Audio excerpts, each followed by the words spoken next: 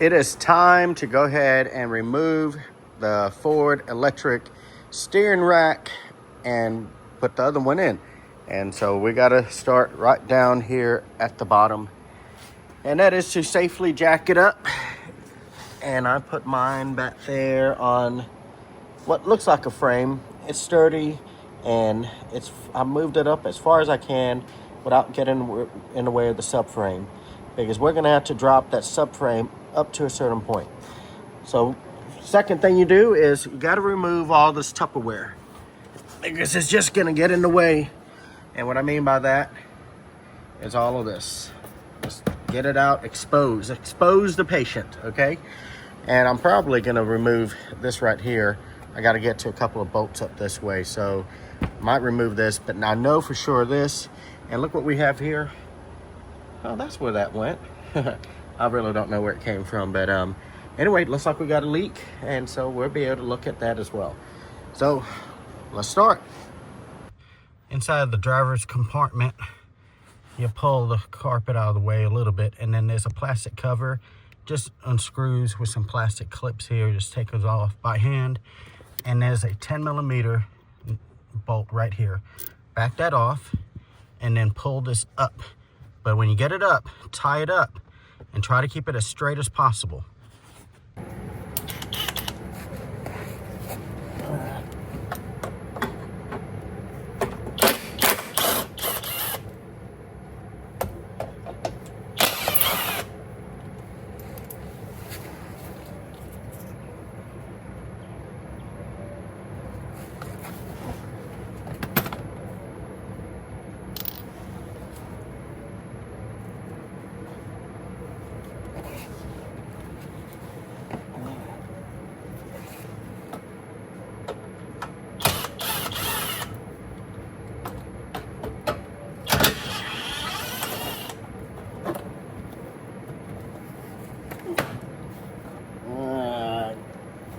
Get out of here.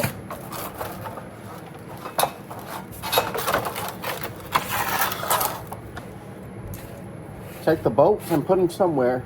I'm going to put it right on top of the plastic. All right, so, you know, I got to thinking, maybe since this is electronic, it's connected to power, maybe there's a blown fuse. Because, you know, now this is the used one I'm about to put in. You got these connectors here, all underneath, and, you know, exposed to moisture. So I thought, let me check the fuses, hoping against hope. And on the engine side, the engine fuse box panel, these are your two power steering. They're 50 amp fuses. I looked at them really well. They're fine. Okay. So then the other one, there's another fuse box. It's under the dash, driver's side. Your passenger compartment fuse box is going to be under the driver's side kick panel. And now that's what that is. Just pull that off, and it's held in by 4 of these little push tabs. So, you know, just pull it off. No special tools, just your fingers. And then you get under here with a flashlight, preferably, because it's definitely hard to see. And give me a second here. What am I looking at? There it is. There it is right there. Now, it's not going to look like that unless somebody's already got to it, because this cover will be over it, just like that. So it's a pain to get to, and I'm going to show you what I had to do. But by the way, while I'm down here, your fuse for the steering is going to be the 10 amp fuse that I'm trying to point to. Let me get this to focus. All right. Underneath the blue one there. So that big metal relay kind of thing, fuse, directly underneath is this 15 amp, and then there's this 10 volt one. It's right there. So you'll have to pull that out. Pair of needle nose pliers is the best. The next thing to do is you're going to want to be able to replace these outer tie rods. And while you got it up here and it's all under tension, go ahead and loosen this jam nut here. Just make it a little easier on you later on. Now, I'm gonna reuse these idle tie rods if I can at least, hopefully get it off without messing them up. Because my replacement one, let's see, it's not this one, but the one over there is the seal's broken on it, so I'll be at least replacing that one. So anyway, break those loose, make it a little easier for you before you take it off. All right, next on the menu is to remove this outer tie rod, and there's a castle nut here with a cotter pin. So you just take this cotter pin and bend it back, make it straight, and you can reuse these if they're not too messed up. See if I have a replacement. And then you just pull this out, and then you take an 18mm socket and take this off. All right, now there's several ways to take this off. You can take a pickle fork and wedge it in there and bang it out of there, but you're going to tear this up. And this one already looks kind of tore up, but the only other way that I have to do this is using a big hammer and hitting it. It will vibrate this loose. Now what I'm going to do is I'm going to spray some penetrant right here and give myself a better chance of success by letting it soak in there and kind of lubing it all up. Now while I'm waiting for that to soak in there and get everything nice loosey-goosey, I'm going to take off the other one and get it ready as well. It's been a few minutes. Interesting enough, on the other side, I can tell it's not the original one because the other side has a 17mm castle nut. So I can tell you that side on the driver's side has been replaced. So I'm going to go ahead and just start working on this.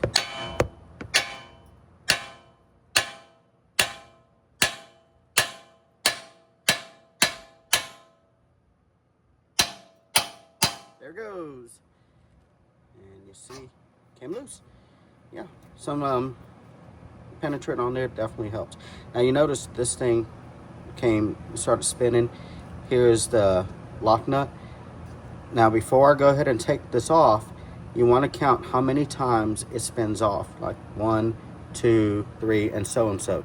That way, when you go to put this back together, you can try to get the wheel alignment as close as possible. You need to go ahead and take it to the shop and go ahead and have them align it. But anyway, just let you know that little trick there. I'm gonna go on the other side and take care of that. The next thing is to start taking these brackets off. There's one here, one over there, and I'm gonna take these completely off. Now this is a 15mm, this is a 21. I'm gonna take this off. It holds this torsion bar on here. Then we'll go ahead and I'll come up here to the front where there's some 21mm nuts, and I'm going to start backing them out slowly. I don't want to take them all off, and then I'll take this all the way off. What the goal is to make this bracket come down. Now I am going to take this transmission mount and break it loose so it gives us plenty of flex.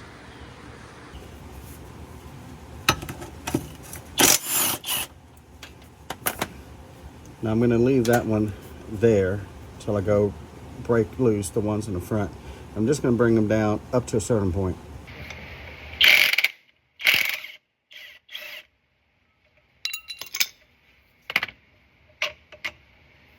That way this can come down. All right, keep these two together and go to the front. Okay, this is the front. And here's the subframe, and if this lined up, it'd been great, but look through there. There's the front subframe bolt. It's a nut, it's a 21. Bring it all the way down till you have a few threads left, and the same on the other side. That way it gives it some room to bend down. All right, taking this last bolt here.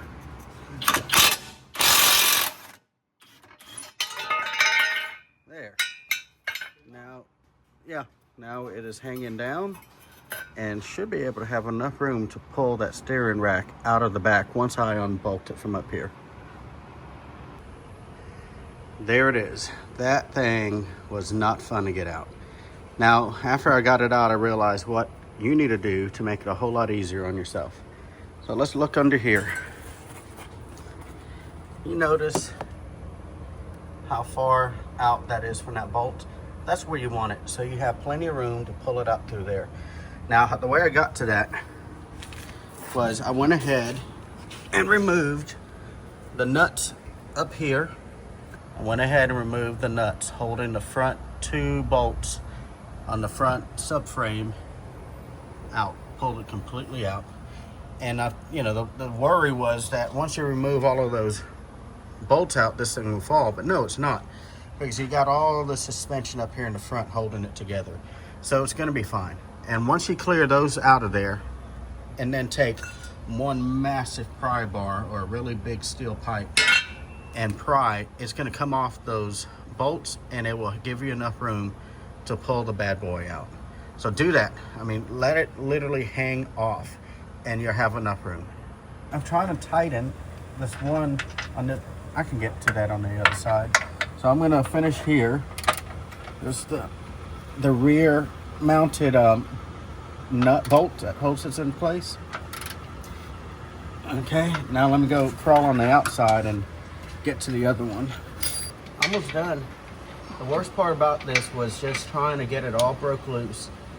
Once you get that frame down, subframe down, just hang in there, you can get to everything. And then now after I do this, I just hook up the connections, raise the subframe with the jack high enough, put all the bolts in, and then go all the way back up with it. And then we ought to be able to give this a try.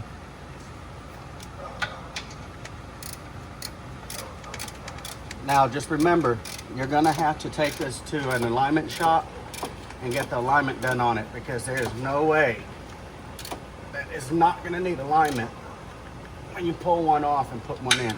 I mean, it's just the way it is. Okay, this goes right here. See, I can already tell it's gonna be different alignment. So anyway, we'll work all that out in a little bit. I think. Yep.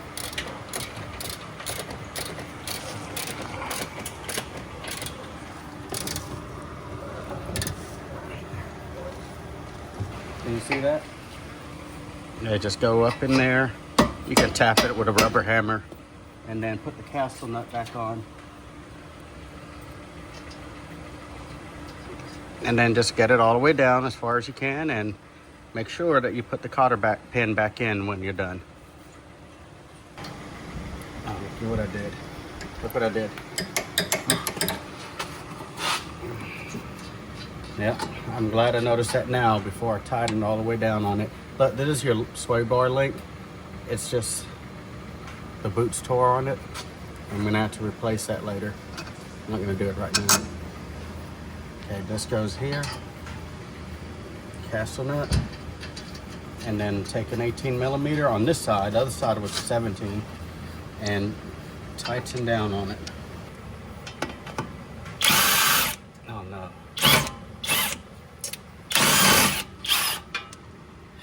It's spinning. And there's no way to grab that to make it tight. Wow.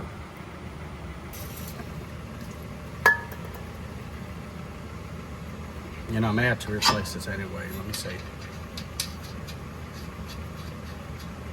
Man, it might work now. WD-40. Nope, I'm not gonna do it. Oh, got something else to do now. Oh, well, there's a way to do it. Let's take an open end wrench and then another wrench here and then twist it. I guess that's the way I'm gonna have to do. Can't even get it off now.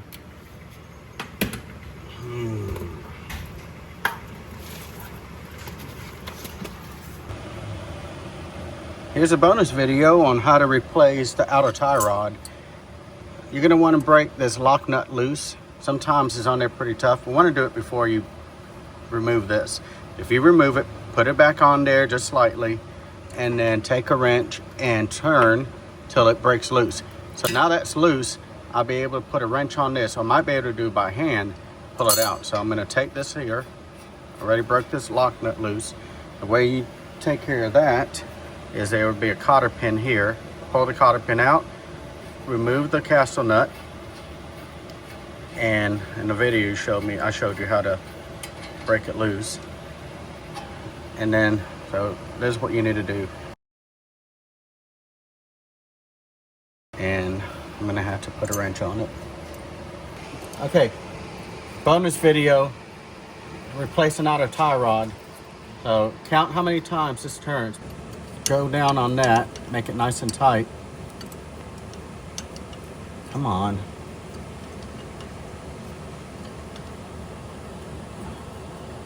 Okay, hold it so I can twist this. It's really hard.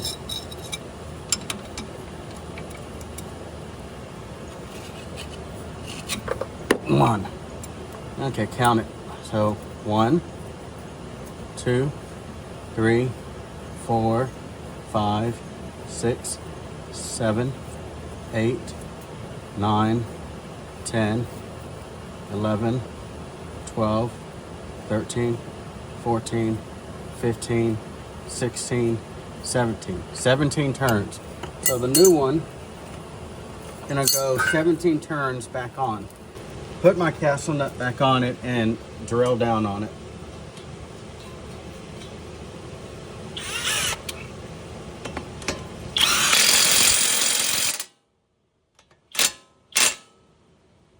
One more. And all I did was trying to get the hole lined up with the castle so I can put a cotter pin back in it. It's just a safety.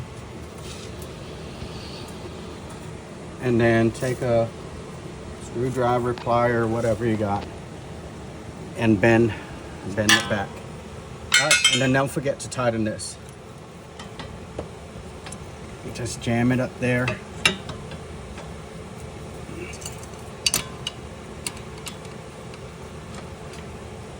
There, now that's not gonna go anywhere. Get to do it on that side now. Why is this? Oh, there it is. I'm gonna jack it up so I can get, put the bolts back where they belong.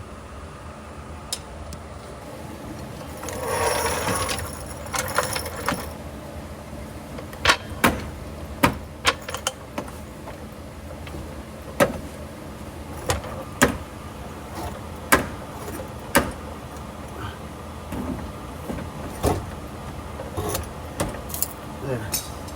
And the bolts.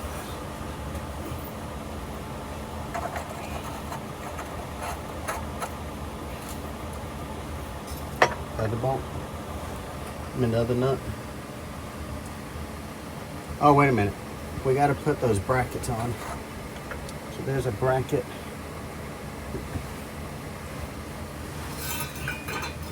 Yeah, that one.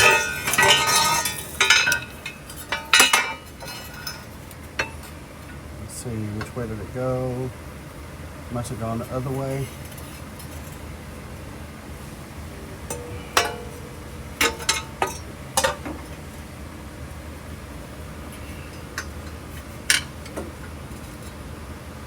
I got it upside down.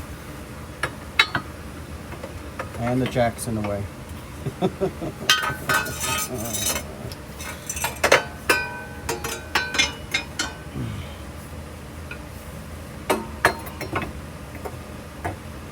No, there's no way. It's got to be this way.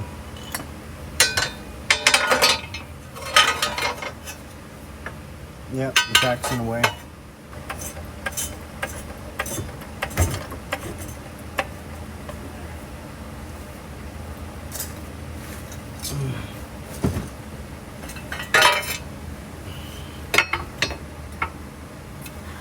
How did it went like this?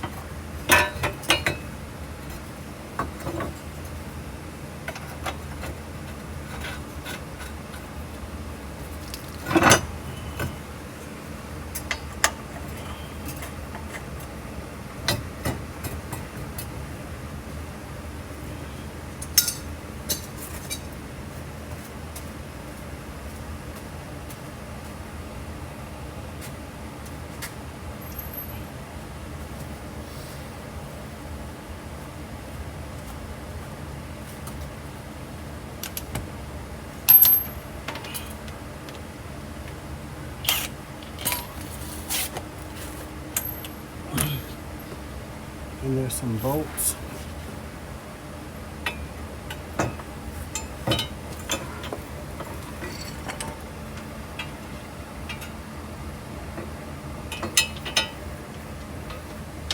Yeah, just get them started.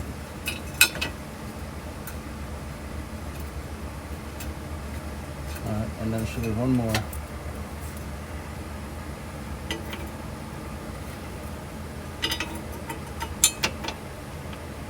Okay. Ready? Mm-hmm.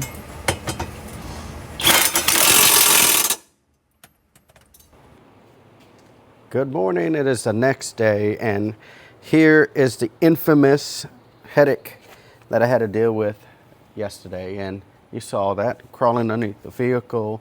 It really wasn't that bad, y'all. 1 bolt, 2 bolts, 3 bolts. It's just getting it enough room to get it out of there. Now, eventually, as you saw in the video, what I figured the best thing was for me to do was to go ahead and break all 4, well, more than 4, but go ahead and break all the bolts and nuts that hold the subframe in and let it just hang by the suspension. You may not want to do that. It worked perfectly fine for me. The suspension was holding it up in there, and I was able to have enough room. Now, I had to take a pry bar or a really big, steel pipe and just give myself enough room to pull this out. Once that was done, this came out real easy peasy, all right? Now, one thing I hope I'll probably do it in the edit, you may have already seen this, where the steering shaft goes in, you need to do that first. Break that loose first and get that steering wheel where it's not going to turn, because you don't want that thing flopping all over the place. But other than that, I don't think I showed it on the video. The used one I had these tears in the inner tie rod boots. And I thought, well, let me go ahead and replace it. And I did. This one is a reman unit that was in my son's car that failed. And I just went ahead and took out the outer tie rods and the inner tie rods and replaced them with ones that were much better. So all of that, okay, real easy. Once I say not real easy, it was a pain. It really was a pain. But actually removing this, not bad. So this is junk. And let's go look at the vehicle. And there it is right there. Now it's just sitting in a little bit of a hole, but cranked it up and everything was absolutely fine. Now remember, this is a used part from a used vehicle, and I'm not going to take it to the dealer. Many people say you need to take it to the dealer and get it programmed. You can do that. I've already test drove this. We're going to test drive it again. No issues whatsoever. It's a used part, okay? And so would I recommend this for somebody who doesn't have a whole lot of knowledge to do? No. Would I recommend this for someone who they're just trying to get by, so long it works? Yeah, I would. Now, will this used part last 2-3 years? Maybe, maybe not. I could get, well, I'll put it this way. This used part is going to probably outlast the remanufactured part that was in here. Now, if you go to do this and you're going to pay somebody, go ahead and get the new part from the dealer. I mean, from the Ford Motor Company. Get the new steering rack, brand new, not reman, brand new, and put it in there. If you're going to spend that kind of money, go ahead and do it that way. I'm not going to spend that kind of money. I know what I'm doing. I can do this. So I put a used part in, and if it lasts 2 weeks or 2 years, fantastic. I'll just do it again. So let's go take a test drive in this.